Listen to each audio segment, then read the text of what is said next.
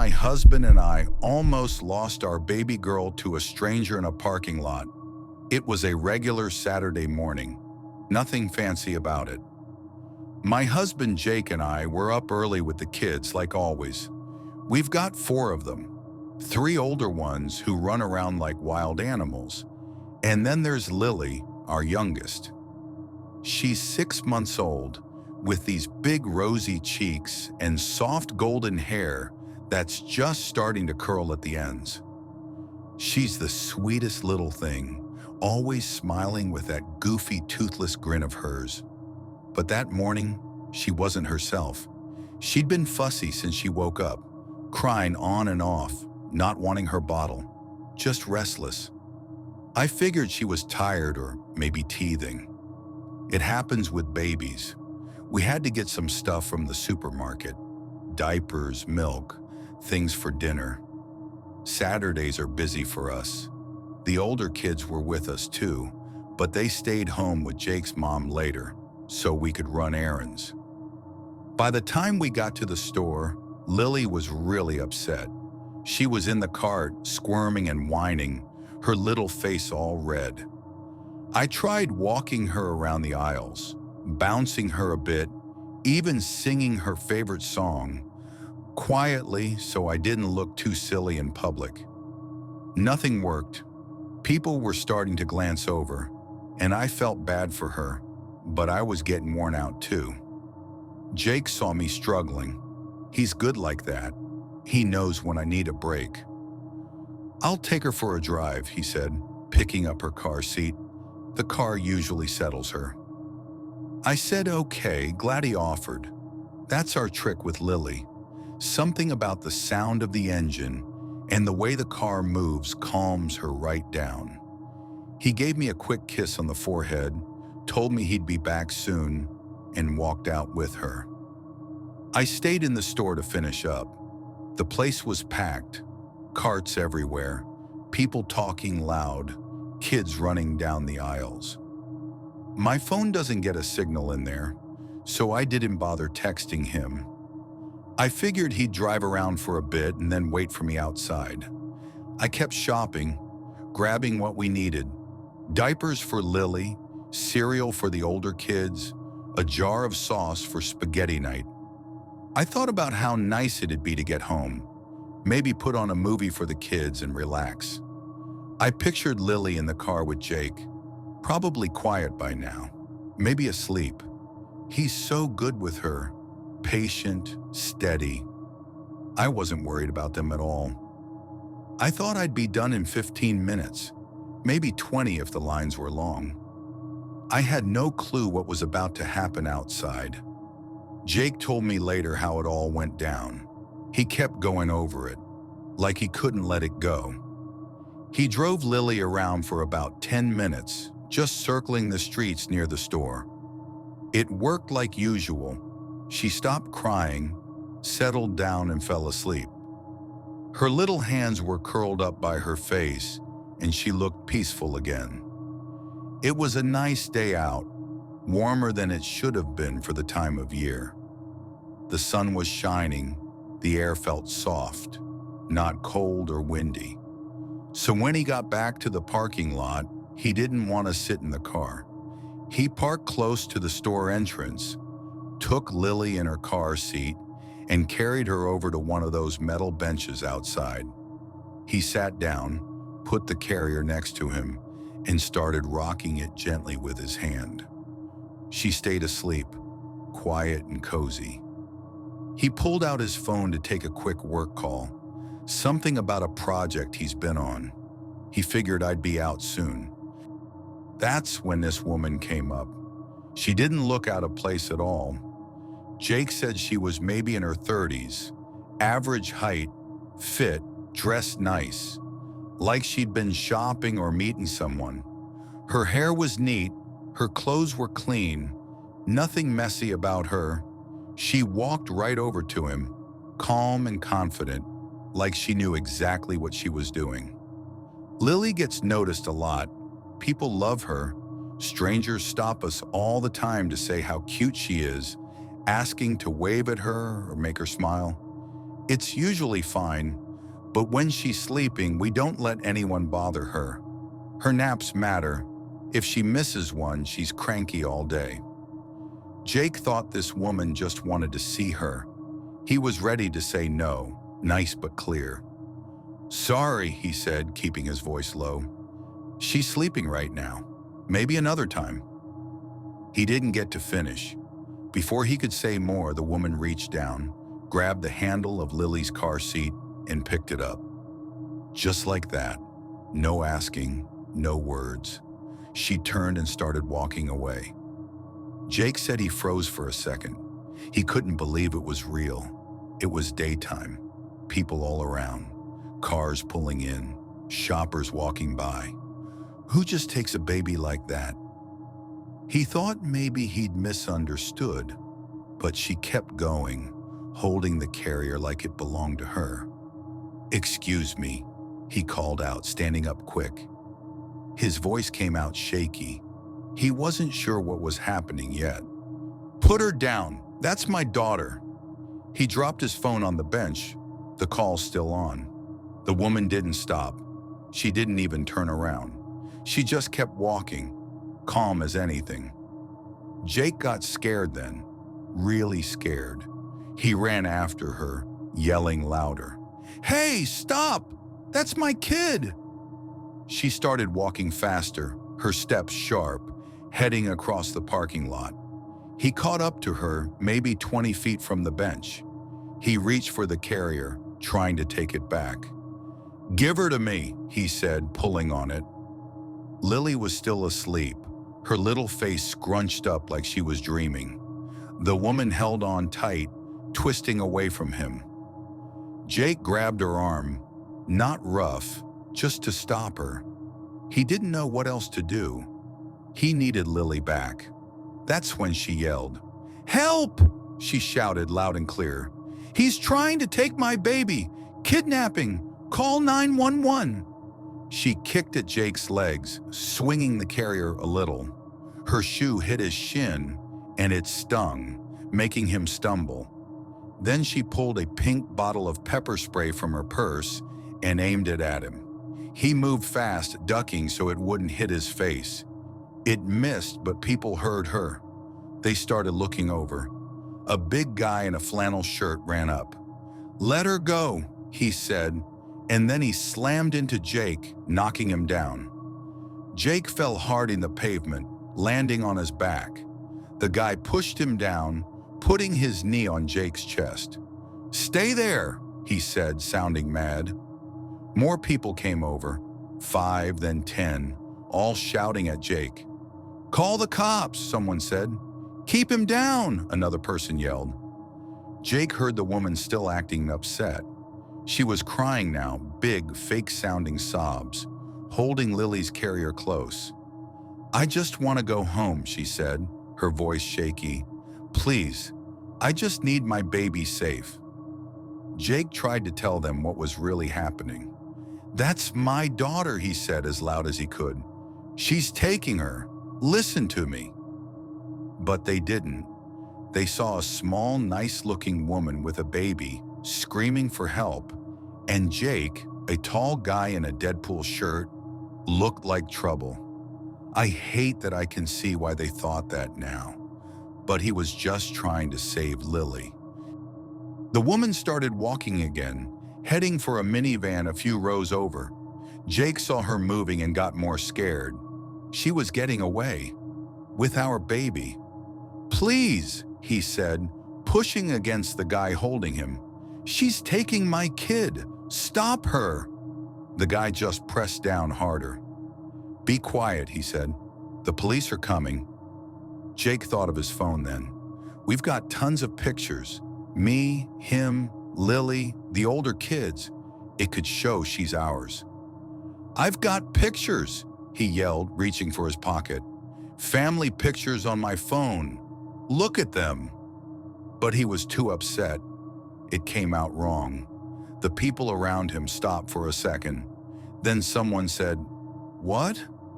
Another person asked, Pictures of the baby? They didn't hear it the way he meant. They thought he meant something bad, like he'd been watching her or something worse. Jake saw their faces change. They looked angry, sickened. The flannel guy got mad, really mad.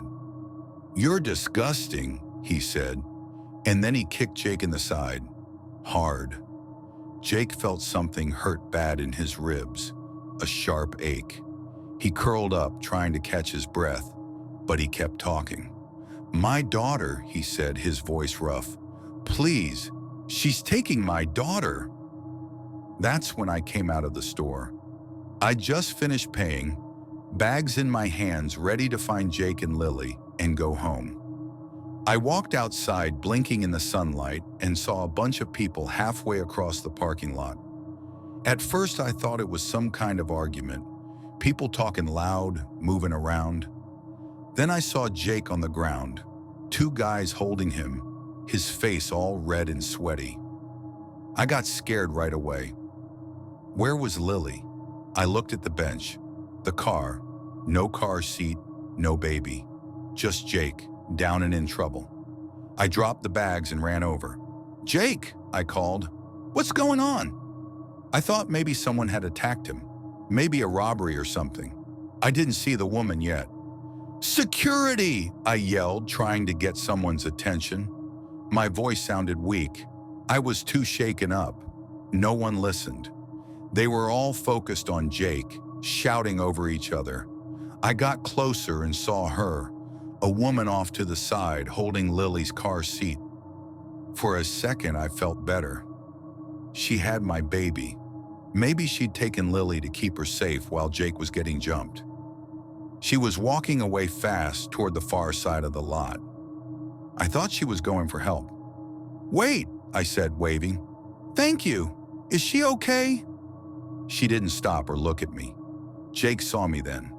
"She took her!" he yelled, his voice breaking. "That woman! She took Lily!" I stopped moving. "Took her?" I looked at the woman again. She was almost at a minivan, walking quicker, not turning back. It didn't add up. Why would she take Lily? Why wasn't she stopping? One of the guys holding Jake looked at me. "We're waiting for the cops," he said. "He tried to take that woman's kid." I didn't understand. "What?" I said, my voice all shaky. "What do you mean?" Someone else said, "He's a kidnapper." We stopped him. I shook my head. "No, that's my husband. That's our baby." It hit me then. She wasn't helping. She was taking Lily, and these people were letting her. I looked back. She was halfway across the lot now, Lily's carrier in her hand. I didn't think anymore. I just ran. My shoes fell off. My feet hit the pavement hard, and I went after her. I was scared, mad, everything mixed together. She was taking my baby, my little girl. I caught up to her by the minivan, just as she reached for the door. "Give her back!" I yelled, grabbing her hair. It was long and dark, and I pulled as hard as I could. She made a noise, stumbling, but she didn't drop the carrier. I put my other hand on her neck, trying to stop her, but she pushed me away. "Get off," she said, her voice sharp, not scared like she'd acted before. I grabbed her hair again, pulling harder, and she let go. The carrier fell, and Lily started crying, loud and upset. I didn't wait. I threw myself on the carrier, covering it with my arms. Lily was screaming, but she was there. "You're okay," I said, crying too. "I've got you." The woman didn't stay. She ran to her van and drove off fast. No one stopped her, not one person. Even after she left without the baby she said was hers, they just stood there. The police showed up a few minutes later, 2 cars, lights flashing. I thought they'd figure it out quick, see what really happened. But it wasn't that simple. Jake was still on the ground, holding his side, people still around him. I picked up Lily, holding her close, and went to him. "Are you okay?" I asked. He nodded, but he looked rough, hurt and shaken. They wouldn't listen, he said. She got away. We told the cops everything. How she took Lily, how she lied, how Jake tried to stop her. But they asked strange things. "Does your husband look different from the baby?" one said. "Could she have thought he was taking her?" I didn't know what to say. "No," I told him. "She's ours. Look at her. She's got his eyes." Another cop asked, "Was he doing anything that looked wrong? Something she might have seen?" I said no. He was just sitting there with her. Then they asked about her. Did she seem confused? Could she have thought it was her kid? I got mad then. She wasn't confused, son, I said. She knew what she was doing. But they kept checking me. My ID, pictures of Lily, more than they talk about finding her. Jake called his brother then. He works with lawyers and got us one fast. "Get their names," the lawyer said. "Badge numbers too. Ask for the store cameras now." We did that. I went to the cops, Lily in my arms, and said, "We want the tapes. We want her caught." They wrote it down, and it felt like they finally cared. We went home after. Jake's ribs were hurt, 2 cracked from that kick. The cops asked if he wanted to do anything about the guy who did it, but Jake said no. The guy stayed, said sorry a bunch of times when he understood. He thought he was helping. It still hurt though. Lily was okay, just upset for a bit. Jake and I weren't. We sat together shaking, crying, until we had to get our other kids from school. He's still mad at her, at everyone, at himself. I'm scared she's still out there.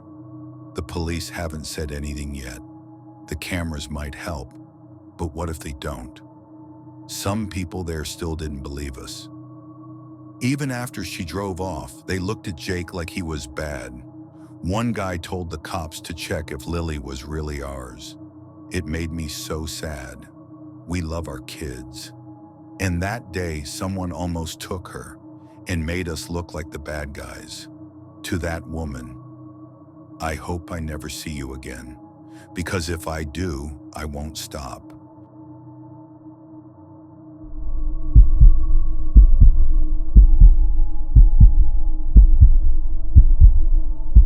It was a Tuesday, just a regular day at my job. I work at this small coffee shop downtown. Nothing big, just serving drinks and pastries all day. That afternoon, we got hit with a rush right before closing. People were coming in nonstop, ordering lattes, grabbing muffins, asking for extra syrup like we had all the time in the world.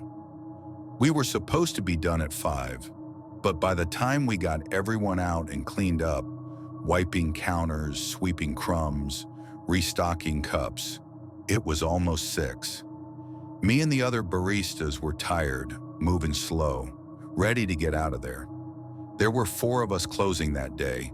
Me, my coworker Mia, this guy Jordan, and our manager Kim. Mia's been at the shop a few months longer than me, always cracking jokes. And Jordan's this quiet guy who started a couple weeks ago.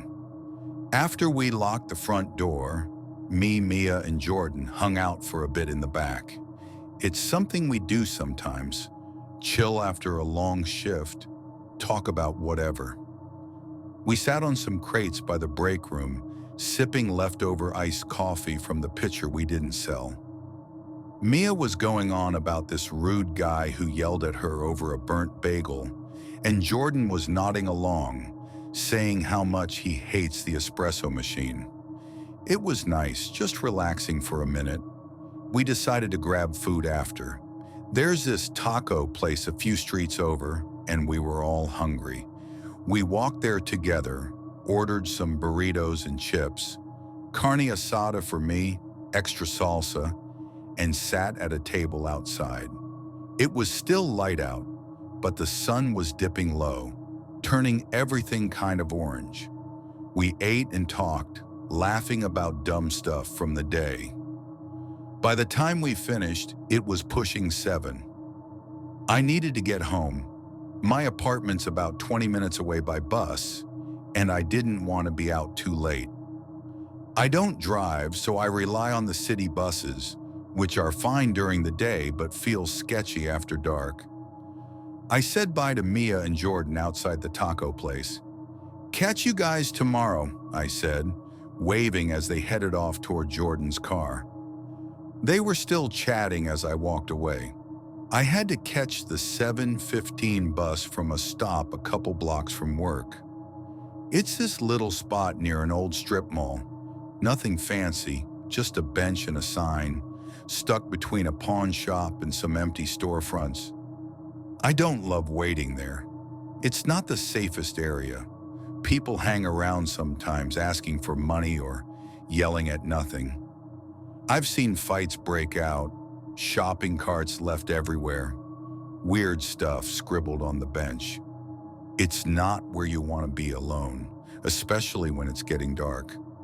But it's the closest stop, and I just wanted to get home quick. I got there a few minutes early, around 7. The street was quiet, no cars going by, no one walking around. The bus stop was empty, just me and that rickety bench under a flickering streetlight. The pawn shop was closed, its metal gate pulled down, and the empty stores next to it looked dark and creepy, windows all smudged up. I sat down, pulled out my phone to check the time, and waited. The bus was running late, typical, and I started feeling a little uneasy. It was still light enough to see, but the shadows were getting longer, and the quiet was weird. I kept looking up and down the street, hoping the bus would show up soon.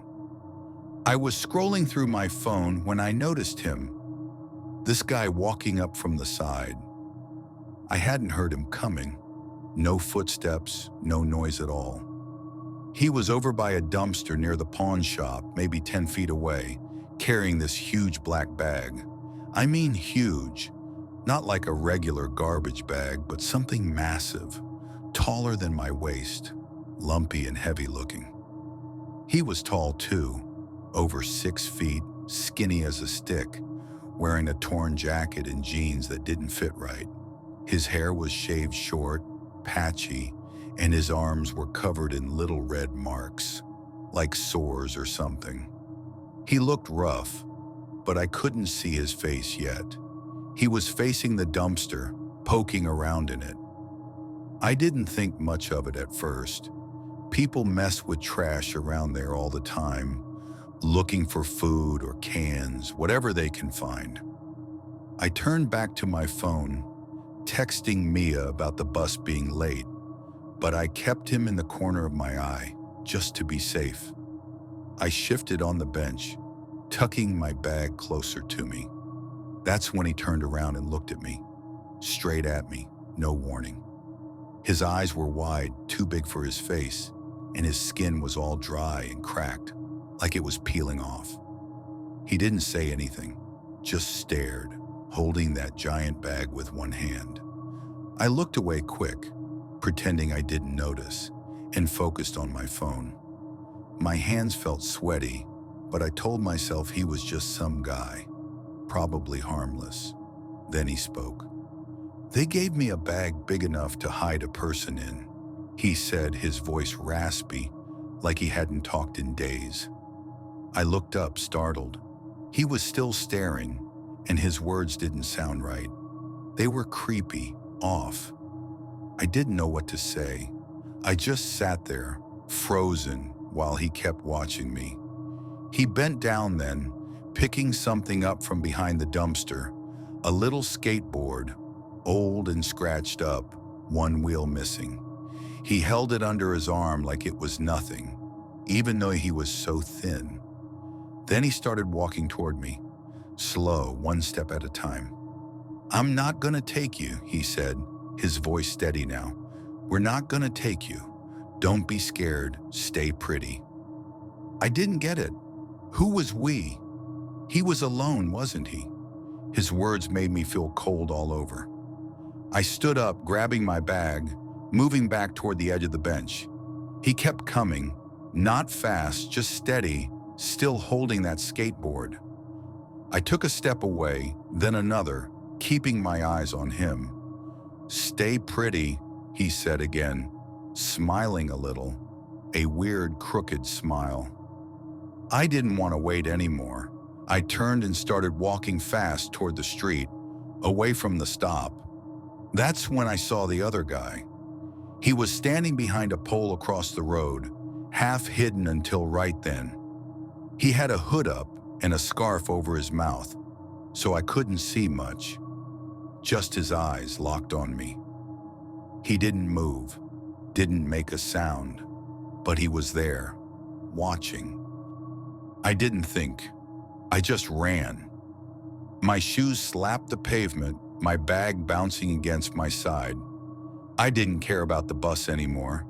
I just wanted out. I went straight down the block, past the strip mall, until I hit a corner store that was still open. I ducked inside, breathing hard, and stayed by the window looking out. The clerk asked if I was okay, and I mumbled something about missing my ride. I didn't see them follow me, but I wasn't taking chances. I called Mia from the store, told her what happened, and she came to pick me up. She got there in 10 minutes, and I've never been so glad to see her beat up little Honda. On the drive home, I kept replaying it in my head. That bag, the skateboard, the way he said, "we." Mia said I should have called the police, but I didn't know what they'd do. The guys were gone by then, and I didn't have proof. Jordan heard about it at work the next day and said he's seen weird people around that stop before, but nothing like that. It stuck with me though. I can't stop thinking about what might have happened if I'd stayed. Two guys, that big bag, me alone. Maybe the second one was waiting to grab me from behind. Or worse. I don't know, and I don't want to. I don't use that bus stop anymore. I'll walk an extra 10 minutes to a different one, even if it's a hassle. It's not worth the risk.